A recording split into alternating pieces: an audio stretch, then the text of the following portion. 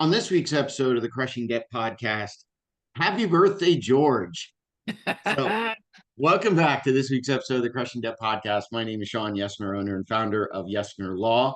As we are recording this, I am actually getting ready to head out for my vacation. Now, when you listen to it, it'll be the week I get back. So, actually, it'll be a little bit less that I have to do that week to catch up from being out. But one of the other things that it coincides with is the July 20th birthday of your financial coach and my co-host George Curbelo. How you doing, George? Nice. Well, if I'm, if we're in the future right now, I probably passed out from all the bourbon and enjoyed the birthday with the family.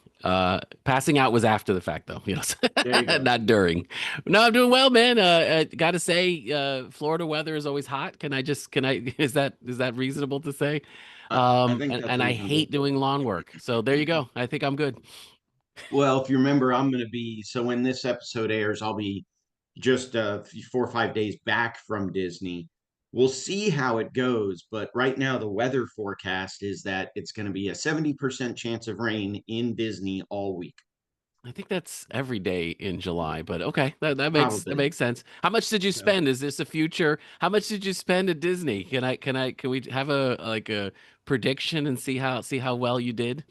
well, I've got $400 cash and gift cards coming with me. Hmm.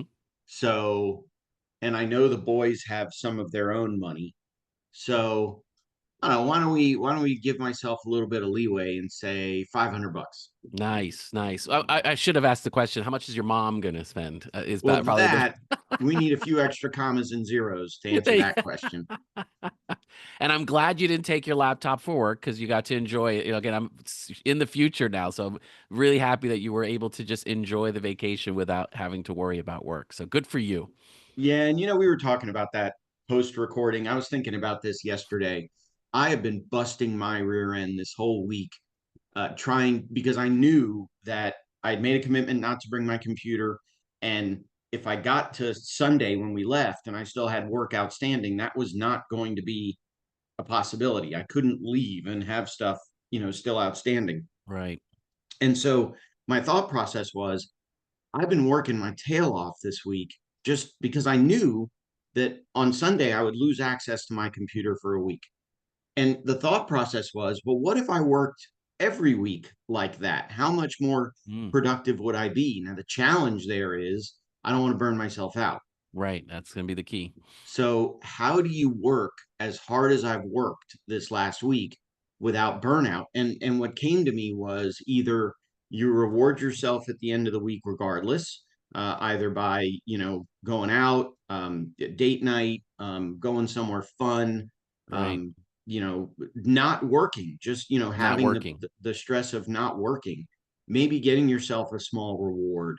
I don't know what else. What else could you do to not doing yard work for the day? Yeah, just move from Saturday to Sunday. I There mean, you go. it's these are the little things that what works for your situation, right? So I love an idea of like going out, and a lot of people do that. End of the week they go to a restaurant, they go to the bar, they go for a run, they go for any of these kind of things. It just depends on what kind of floats your boat. And I think finding that happiness allows you to kind of equate the hey, good work for good work on all the hard work you've done. And again, it is reminding you that it's good to have downtime, to not worry Yeah, about the work, about those kind of things. Now, that doesn't mean then go spend all your money on Prime Day. That right. doesn't mean the budget gets busted. That doesn't mean these are the things. It's where your lifestyle has to be within the budget, these kind of things also need to kind of be in that way as well.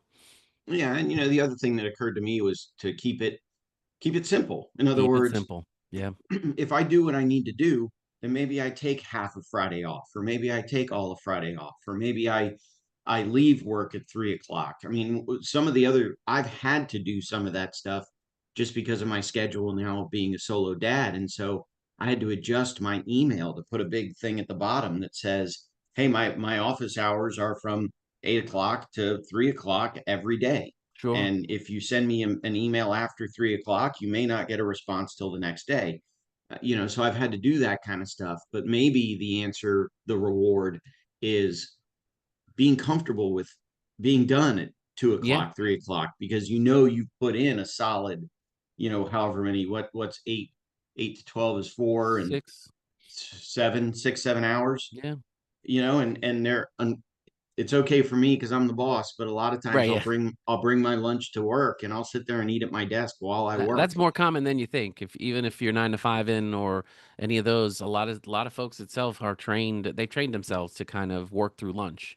You know Yeah, that it's like downtime that allows people to be able to recover on emails or doing certain things. So eat and work. Again, not an ideal approach, but I understand why a lot of people do it.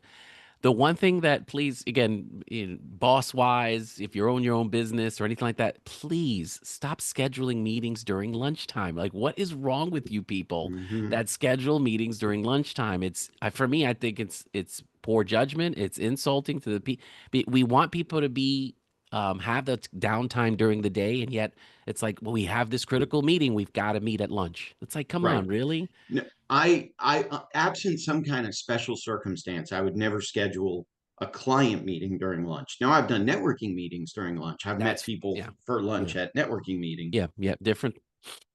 and I'm not an employment lawyer, but and so this is not my official legal advice, but my understanding is that I'm the boss. So whether I choose to work during Right. lunch or not, whatever.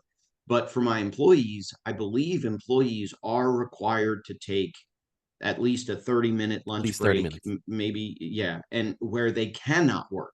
Right. And so I do try to enforce that in terms of I don't want my staff eating at their desk. I want them to get up and walk around. I want them to go Right. in the conference room and eat. I want them to leave the office to eat, whatever. But yeah, I don't do that. I typically will munch. I what I do is I typically munch all day. So I'll bring, There you a go. bat. I'll bring a bag of vegetables and munch on those all day. I'll bring a bag of, chips and munch on those all day. So I tend to eat often during the day. But You're a grazer. It's okay. yeah, It's but okay. that's not what this show is about. This That sounds show, good though. it does. And so last week we talked about revenge saving and we mentioned revenge spending a little bit. Yep. But this week's show is all about just pure revenge, because I want to take you back to episode 351. That episode was released on December 15 of 2022. And the reason that I recall that episode was released on December 15, 2022, is that was my 50th birthday. Big 50. And if I recall the episode correctly, you interviewed me for my 50th birthday. I did. You I try did. to spice things up. I'm trying to provide value to the podcast very early on in our relationship, I would say, Shawn. But Yeah. yes, I was like, why So not celebrate and enjoy such a big it's a milestone birthday too, man. it is. So yours is not necessarily a milestone. I'm just old. Um, Yeah. yeah, you're just old. Although I do understand you were born the same year as my little Yes. sister, so you guys share that birthday. We both have a Um, 19 in front of our years. Yeah, so oh 1977. Whew, wow! long So time ago. It was a for good the year. I'll let the listeners do the math on Carry how the old that one makes you. divided by seven. Okay, yeah. Right. So, but what I thought I'd do is ask you a lot of the same questions that you asked me in that my birthday Let's go. episode. So why don't we start with, where was little George born, Nice. and how do you find yourself now in Florida? So originally born 1977 in New York City. So I was in the Bronx, New York, raised by my mom and my sister. Go figure. But yeah, New York, Bronx, born and bred. So I'm a New Yorker, yeah, for that reason. Left though, so Catholic school, college, all that kind of stuff in New York. Left when I was 23, and went to Pennsylvania. So job opportunities. So again, for me, a lot of my travels for like where I live is all about work, right? I just Right. following opportunity. So I went to Pennsylvania. My wife and I at that time we were dating. So again, I've been married 24 years. So Chris and Nice. I our high school sweethearts. We met in high school. I don't know how she tolerates me, so that's probably another episode that we got to go through. I can Uh, barely you want tolerate to you, and we're interview not even married. exactly. Okay. But yeah, we got married, raised two girls in Pennsylvania around the Philadelphia. We're in the Philly Reading area on the right side of Pennsylvania because Pennsylvania's big. Uh, 15 years, 16 years actually in Pennsylvania, moved out to Florida for another opportunity. Um, for her, it was really more of health reasons. We thought the humidity and the hot was a good thing for her because she suffered from a lot of like fibromyalgia and things like that specific. So cold was not our friend. Yeah, So 15 years, 16 years moved to Florida. We've been here 7 years. So my nice. my oldest graduated from high school and is about to graduate college. Wow. Ay. And then my youngest is now about to be a senior in high school, her high school, and now is getting ready for her trip into college, which I'm encouraging her, full rides and money because her sister kind of used up all of the college funds. So yeah. Right. Oh well. But yeah. So important, very, very important question. I know you're a Mets fan, not a Yankees fan. Go figure. I was born in the Bronx, but yeah, I grew up. I think that's. I mean, influence wise, my sister's boyfriend was a huge influence. So he introduced me to the Mets, the Knicks, and Led Zeppelin. So go figure. It was it's just a variety Hey, of influence there. 1 out of 3 ain't bad. What about Jets or Giants? I'm a Jets fan. He again, that was I blame my sister's boyfriend at the time who influenced me on that choice. But Uh, no, you didn't pick up any allegiance to the Phillies, the Eagles. So I followed. Once you move, you don't get New York Station, so everything is that way. So I was able to watch a lot more Philly games, but it's always the heart is always at home, where I was raised. So New York is always going to be where I'm at. I'm even here in Florida. I'll follow the Rays, and see some games here. Orlando's great as well, but no, it's for me it's once it's instilled, it's there forever. I mean, unless the team is sold or there's any bad things that happen from a New York side of the house. No, I I mean, think I think it's going to be there forever. are the Jets are the Jets still in the NFL? Well, the way they play, no, they don't. They don't seem to play. I think even FSU can challenge the Jets right now. So no, Well, that but was a guy born and raised in not born, but raised in Miami and a huge Dolphins fan. So Dolphins fan, exactly, yeah, exactly. I've so been to a so few the Dolphins games as well, so you definitely enjoy the competitiveness. Uh, so I guess the most important question is why a financial coach? What drew you to wanting to help people with their finances and their so budgeting?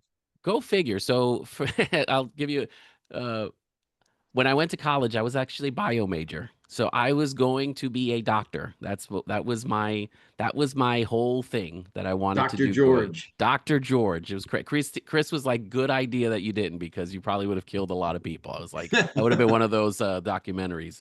But no, dude. So you're thinking what you're doing in college, everything is gonna line up. And for me, it was just opportunity. I was working during the tech boom, so that was a lot of things that were there. But when the tech boom crashed, 2000 after 2000 and everything crashed, that was my first lesson in money. Right? Everybody. I mean, I had to help lay off like 300 people in that. I was the Wow. last man standing. So that was just uh, all throughout my life. There was always things that reminded me that money and jobs and things are just they're not consistent and you have to be more in control of it. Again, I wasn't learning, it was just me being there, right? It's like, wait a Right. second. 2008, I lost my job. I was out of work for 9 months. Just Wow. another reminder in regards to that. And again, I was always a corporate guy, right? It was always those kind of things. And then for me, I was always loving helping and mentoring and coaching people throughout my job itself. Obviously, I feel like if you're never giving back, you're really not learning and growing as part of any job you do. So for me, I hit my rock bottom, I think around 8 years ago when it comes to finances. I had loans from my 401k. I had loans about cars. So all the bad things you're not, that we recommend don't doing. I was like, oh, let me sign me up. Let's do that. I was just happy that buy now pay later wasn't so popular back then. But yeah, I'll even give you one boo boo. My house at that time, I put a loan out so we can fix the front steps. It was a really nice setup, right? Nice steps, things like that, right? So I'm paying on this thing. We move literally 6 months later from that location, and I was still paying for, I had to still pay for those steps, even though I don't even live in the house. So, Right. pretty dumb. A lot of mistakes when it comes to money. So for me, that rock bottom, I had to, we had to do something different. So it was like financial coaching. It was Ramsey. It was all of these things, and I was like, I need to change the way I did things. So I got with somebody who can help me, got some help, got some support. And, my wife and I really got, dedicated to it. And we were able to get out of, I think, about 120, 130,000 in debt, which is crazy, right?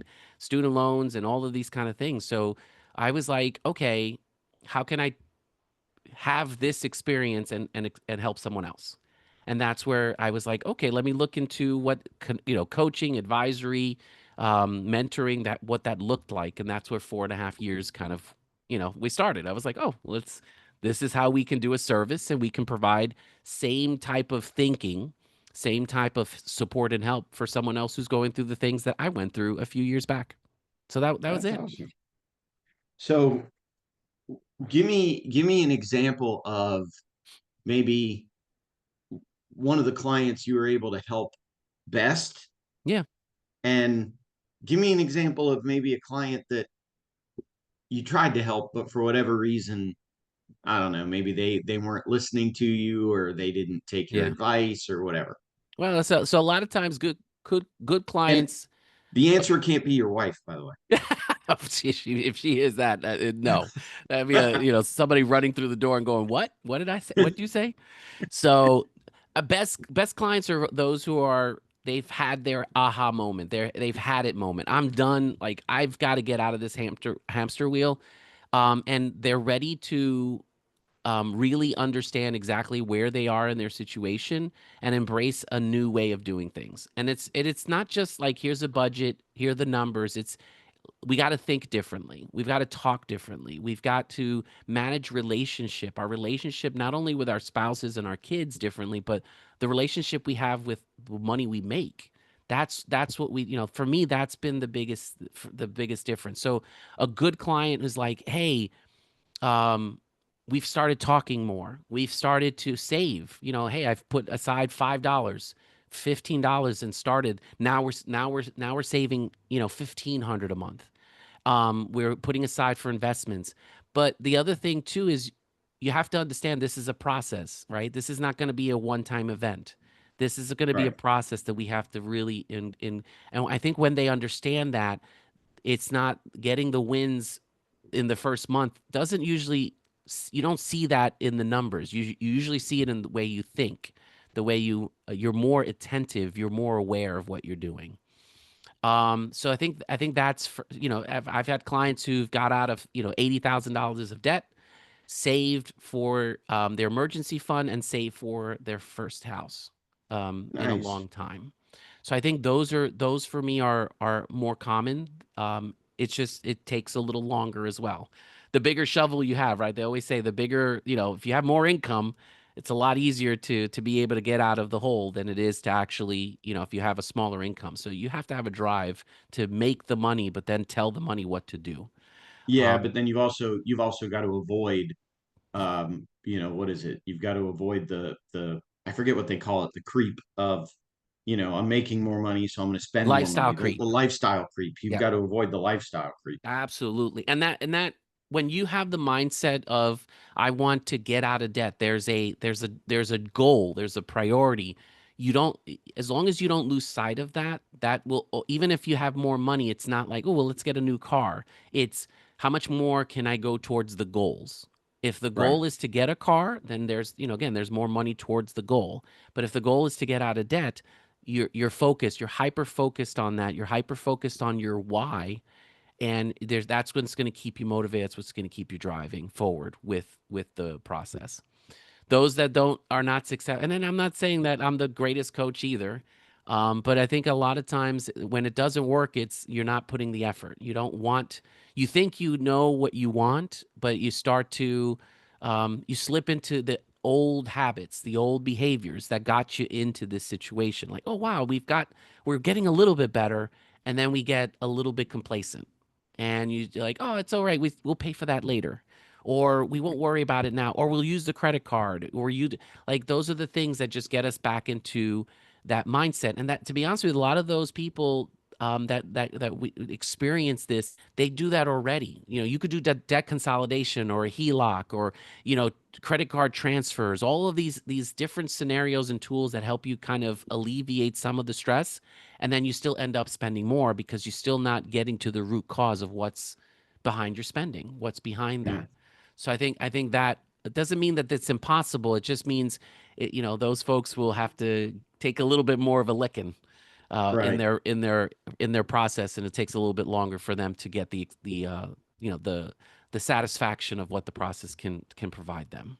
Well, I don't know that I would be so hard on yourself to say you're not a good coach. I mean, I think, Bill Belichick, Nick Saban, George Corbello, this right? guy, this On guy, that on you know that how to do it same. on a birthday episode. I like that. It's pretty. Tom Brady has talked about me. It's correct. You know, no. There you go. No, but So, I think the one thing I'll tell you, I'm your coach. The one thing that I'm not your hero though. I'm not here to save the day. You know, I'm here to provide you with advice and knowledge, provide you with a process that will give you the foundation to be successful on your own. You are the hero. You just have to recognize that you got to put certain things in place for you to actually move forward. And I think so, that's important. so I should start calling you Yoda. Those are not the drones. No, I'm not a Star Wars guy, so it's like uh, I'm not a Star Wars guy as I have Star Wars figures, but that's a different, you know, again, that's different a vice. that's a different vice, exactly. So, give us a couple of your best lessons that you've learned in your last 48 years. Oh my goodness. Sleep.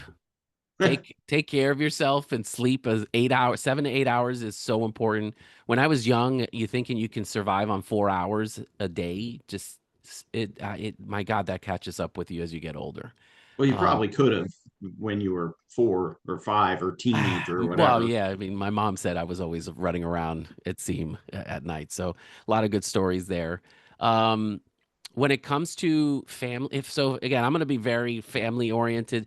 Dude, take the time that you have with your parents, with your, you know, with people, um really be present for folks. It's hard sometimes because we're thinking like, oh, work, I got to make money, I've got this stress, I've got all of these things, and you tend to forget like what's really important, and it's that time that we have with people. Right, Because you don't know. I mean, obviously, you know, my friend, like, you know, obviously what happens when, you know, the one day comes when they're, you know, people are not here anymore. right, So I always say to folks, that's one thing, as you know, appreciate the time which you have with your parents and your grandparents. I never knew my grandparents. I was just, you know, everyone was in Puerto Rico. I was in New York, and a lot of them had passed away before I was even, old enough to remember family members. So it's just, you know, again, those are little things that I would say, take. I would say take for granted of your presence, please. Like, that's okay. Be selfish about that because I feel like that's so important. And yeah, then as a money thing, I would say, yeah, save a little, start young. Um, you know, putting aside from an investment standpoint, putting aside from a saving standpoint, so important to have a foundation when it comes to that money lesson. I think for me that I would tell myself 500 times and yell at myself and those kind of things as young, and because I'm doing it with my kids, I'm like, please save, gotta save, and then of course I'm saving for them, so at least they, you know, there's something there. right. But again, they're starting to realize the importance of that. It's just, you know, sometimes our kids, we as kids, I remember Sean, you probably were like, yeah, I know everything. You know, I'm good. And then I once did in a know while you everything. do listen, I you know. did know everything. You gotta listen. And our kids are listening, but it's just sometimes they, you know, they're like, yeah, whatever. Yeah, whatever, Yeah. dad. It's all good, Dad. It's all right. So, but yeah, those were for me. It's funny how two of them are more family and personal than it is money. Because let me tell you, if you're not taking care of yourself, you could work as hard as you want, but your body's going to tell you there's going to be limits, Yeah. especially when we get to our age. There's going to be limits to what you can do. Yeah. No, I get it. So, wow. I don't know. Anything else? Well, man, so I would say 4.5 years doing financial coaching. I'm always the one thing that I think always sets me apart um is I understand what your people are going through because I've been through a lot of it. And I understand, being a single parent because I was raised by one. I Right. understand, when you don't have money, how that feeling, that stress. I understand those kind of things. And for me, I'm not in the position where judgment. I always say, I'm not here to judge. I'm just here to help. It's a true tagline. For me, it's like, where am I? Who am I in your life to judge what you do with money? If you choose to do certain things, that's your money. I'm never going to tell you what to do with it. But if you tell me I want to get out of debt, I want to not feel this way. My job is to hold you accountable to doing something differently for that. And I think Yeah. for me, that's important. But yeah, So one more interesting question. yeah, So we did my we did a similar podcast episode for me when I turned 50. yep, You've turned 48 by the time this episode comes out. But let's fast forward 2 years. We're recording another episode about yep. your birthday The big 50. because you're 50. What does life look like for the Curbelo family 2 years from now? 2 years from now. So for me and my wife, we're probably um we've for me the biggest, so 25 years married. That's going to be the first milestone we'll hit by the time we get to 50. I Right. would have gone to Europe, so that's another thing. So we save for a vacation to go to Europe because that's a big thing for my wife. So we're going to do that as well. Just the Um, two of you or bringing the girls too? I may invite them. We'll see. If they're I mean, good, my if oldest is going to be 23, so I'd have to invite them if I want to. Um, it depends on my wife. My wife might say we need somebody to babysit the dogs. So yeah, you never know. I mean, it'd be kind of a cool thing. But this big trip to Europe is really for Chris, so it's going to right. be something that we want to do for her. Um, Obviously the house, will be almost 5 years into the home, so that'll be a fascinating where the house and how many holes in the walls I've made trying to level something or do something. So yeah, I already have one I have had to Yeah, I've fix. seen it. I've seen it. So, we'll see how many more of those. I'll have a college graduate, so hopefully she's employed working into the workforce. I don't think they'll ever leave home because we make it too comfortable in the house. So I may be collecting rent from that one. And then my youngest, 2 years, hopefully into her, kind of her early acting career, musical theater kind of thing, because that's what she's really talented and what she's doing. So looking forward to seeing that. Continuing to help folks from a financial coaching standpoint, and really, continuing that growth in myself and growth in the clients that I support. So that's what I Right. see. And hopefully healthy, maybe 10 pounds lighter. Can I say that? Maybe, jeez, You I can feel say like that. as I go to 50, it's going to be 10 pounds more. I'm like, geez. So I got to move my butt around a little bit more, but, guys, 10,000 steps a day. There you Gotta go. start somewhere. Gotta So start somewhere. it was interesting. My on my last blood test, my sugar had kind of crept back up, so I had to do something to make sure I can start to bring my blood sugar down. So I've started to be a Yep. little bit more strict about what I eat, and what I'm starting to see is a pattern of if I eat earlier, my blood sugar is lower the next morning. So if I eat Okay. dinner at 5:30, 6 o'clock, my blood sugar is lower. If I eat dinner at 7:30, 8 o'clock, my blood sugar is higher, which Makes I sense. guess makes sense because it's an Yeah. extra, it's an hour and a half less of digestion that my system can do. The other thing I found was if I go out for a walk, if I get my 10,000 steps in, that helps with my blood sugar as well. Absolutely. Yep. Um, the other thing, interestingly, that I discovered, if I drink a glass of bourbon, my sugar is lower the next morning. Sounds about right. That's a miracle drug, that thing. There you So go. I hear you. Oh my good. So yeah, I would recommend. I think I had a trainer coach kind of say like, don't eat after 7. So again, not even snacks or just water if you're going to do water. So 7 o'clock. So eating healthy again. That's why old people eat at 5 o'clock, right? Is that how Right. we? So, but no meals after 7. And depending on how early you wake up, there should be a fasting period too in the morning as well. So, um, but it's one of those where there's something with the way you're digesting, the way things allows your body to kind of reset each day. So I think you're on the right track in regards Yeah. to some of the studies. So keep up the good work there, my We friend. we will keep it up, and I will continue to report on it for those that are interested. But today is all about George and George's Nice. birthday. So Nice. I can't so wait to receive the fatherly gifts of underwear and socks. It's going to be the greatest gift giving, and I'm going to love it anyway because I know well, my kids. what I would say is that if you are a listener and you want to give George a happy birthday present, the best way to do that, like, subscribe, thumbs up, Love go to it. Share it. patreon.com/crushing debt. You can Yes. leave George a birthday present there. But Support the podcast. We appreciate all the listeners. We appreciate everybody, and I appreciate you, Shawn, for yeah. taking the moment and making this old man feel even older than he is. So I appreciate that for sure. Well, if you can't embarrass your friends, who can you embarrass? Exactly. I appreciate So, that. but meanwhile, I think that will do it for this Yes. week's episode. I am officially well, one more project, but then I'm officially on vacation, and I guess we hope Enjoy that. the vacation Thank you. for you and the boys as well, and for grandma too, because I know she's going to enjoy that as well. Don't work again, like I said. Great job, you Yep. didn't work, Yep. and just enjoy that extra meal. Don't worry about it. You'll There you start go. walking when you get back. I'll definitely You'll be be getting my walking in 10. Disney anyway. I'll be There's getting no my way. 10,000 steps in. Absolutely. 20, So 20 easily. yeah. So hopefully, by the time I get back from Disney, I will have more money rather than month left over. And again, happy birthday, buddy. Thank you, And sir.